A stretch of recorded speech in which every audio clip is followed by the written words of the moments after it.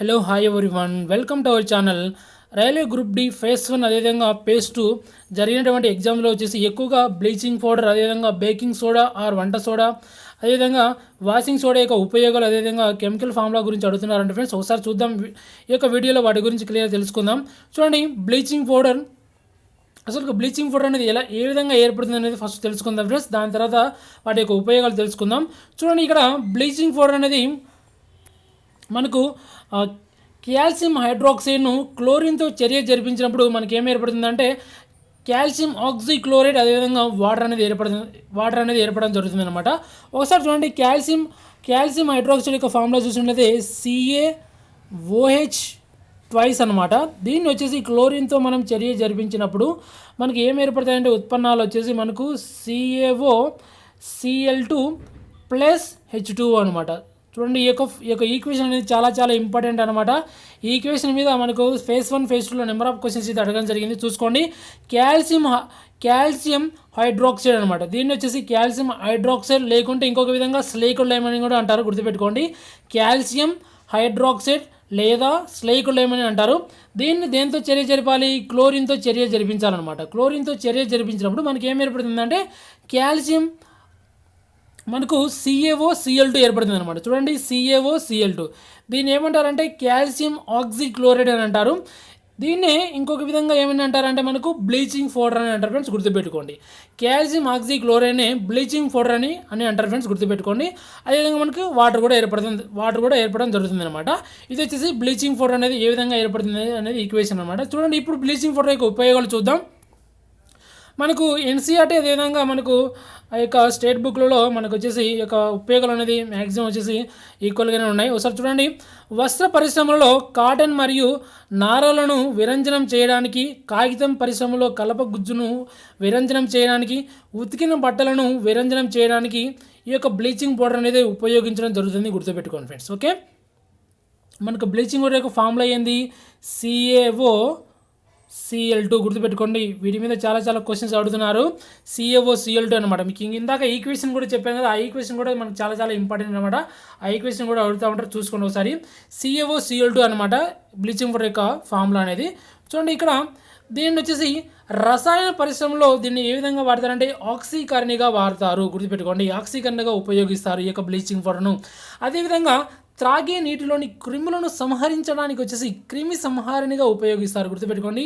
ఇక్కడ త్రాగే నీటిలోని క్రిములను మనకు ఆల్రెడీ తెలుసు. మనకు ట్యాంకులలో వచ్చేసి ఇక బ్లీచింగ్ పౌడర్ అయితే చల్లుతూ ఉంటారని మీకు ఆల్రెడీ ఇంతకుముందు వినింటారనమాట.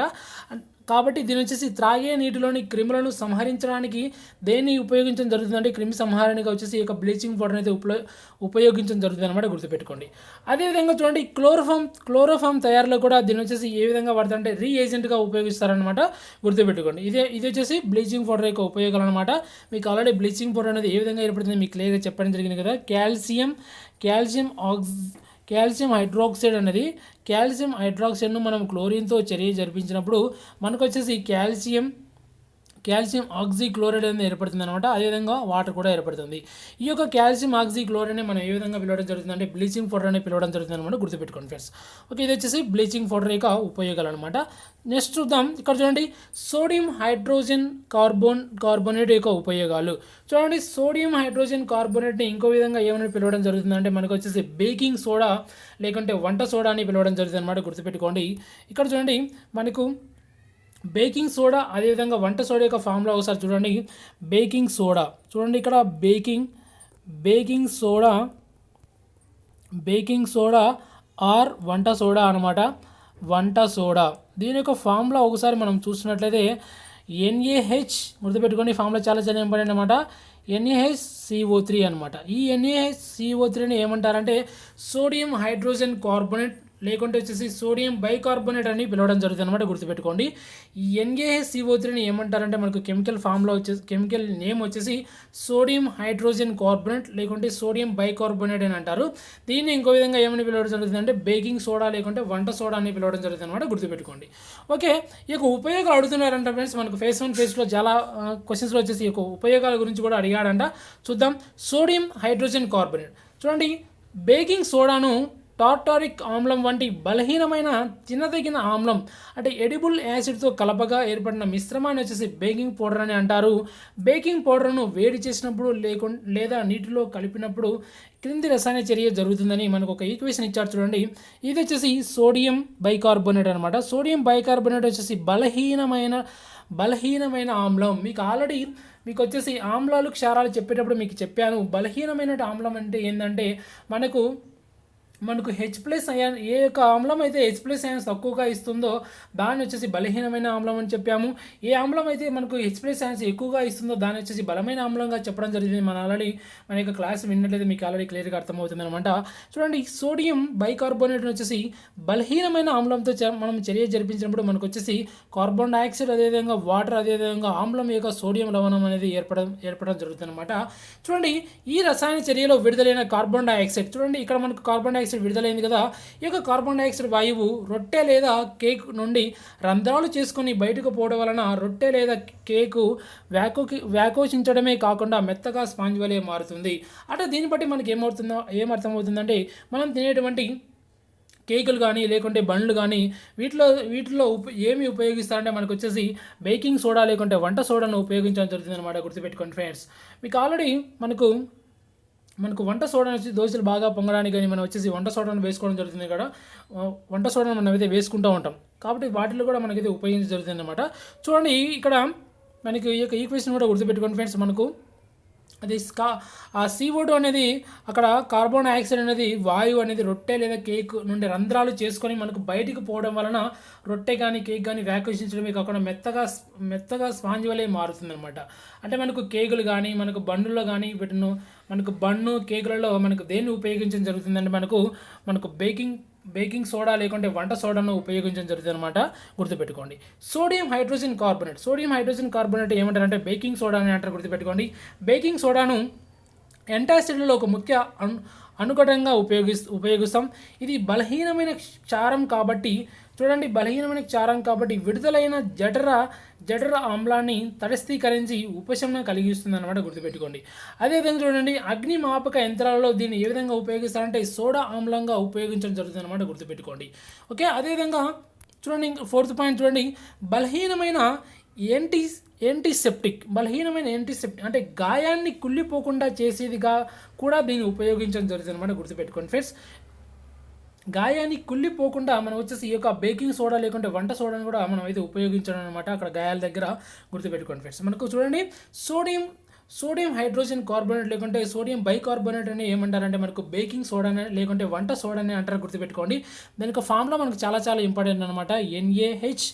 NaHCO3 అనమాట. గుర్తుపెట్టుకోండి. మీకు ఆల్రెడీ బ్లీచింగ్ పౌడర్ యొక్క ఫార్ములా ఏం చెప్పాను? CaOCl2 అని చెప్పాను అనమాట. కాల్షియం ఆక్సిక్లోరైడ్ ఏమని అంటారంటే మనకు బ్లీచింగ్ పౌడర్ అని అంటారు. మనకు సోడియం బైకార్బోనేట్ వచ్చేసి ఏమంటారంటే మనకు వచ్చేసి బేకింగ్ సోడా లేకుంటే వంట సోడా అని అంటారు ఫ్రెండ్స్. గుర్తుపెట్టుకోండి. అదేవిధంగా నెక్స్ట్ చూడండి వాషింగ్ సోడా అనమాట. వాషింగ్ సోడా యొక్క కెమికల్ ఫార్ములా ఒకసారి మనం చూసినట్లయితే Na2CO3 అనమాట. Na2CO3 గుర్తుపెట్టుకోండి ఫ్రెండ్స్. Na2CO3 వచ్చేసి సోడియం కార్బోనేట్ అని అంటారు. చూడండి, సోడియం కార్బోనేట్. ఈ యొక్క సోడియం కార్బోనేట్ వచ్చేసి వాషింగ్ సోడా అని అంటారు ఫ్రెండ్స్. గుర్తుపెట్టుకోండి. సోడియం కార్బోనేట్ అనమాట. చూడండి, ఈ యొక్క సోడియం కార్బోనేట్ని ఏ విధంగా అంటారంటే వాషింగ్ సోడా అని అంటారు. గుర్తుపెట్టుకోండి. ఈ యొక్క సోడియం కార్బోనేట్ యొక్క ఉపయోగాలు ఒకసారి చూద్దాం. వాషింగ్ సోడా యొక్క ఉపయోగాలు: గాజు లేకుంటే సబ్బులు లేకుంటే కాగితం పరిశ్రమలో సోడియం కార్బోనేట్ను ఉపయోగిస్తారు. గుర్తుపెట్టుకోండి ఫ్రెండ్స్. మీకు చెప్పడం జరిగింది కదా, సోడియం కార్బోనేట్ మనకి ఏ విధంగా పిలవడం జరుగుతుందంటే వాషింగ్ సోడా అని కూడా పిలవడం జరుగుతుంది అనమాట. గుర్తుపెట్టుకోండి. గాజు, సబ్బులు, కాగితం పరిశ్రమలో వచ్చేసి సోడియం కార్బోనేట్ ఉపయోగించడం జరుగుతుంది అనమాట. అదేవిధంగా బోరాక్స్ వంటి సోడియం సమ్మేళనాల తయారీలో కూడా దీనిని ఉపయోగించడం జరుగుతుంది అనమాట. గుర్తుపెట్టుకోండి. అదేవిధంగా గృహ అవసరాలలో సోడియం కార్బోనేట్ వస్తువులను శుభ్రపరచడానికి కూడా ఉపయోగించడం జరుగుతుంది. గుర్తుపెట్టుకోండి.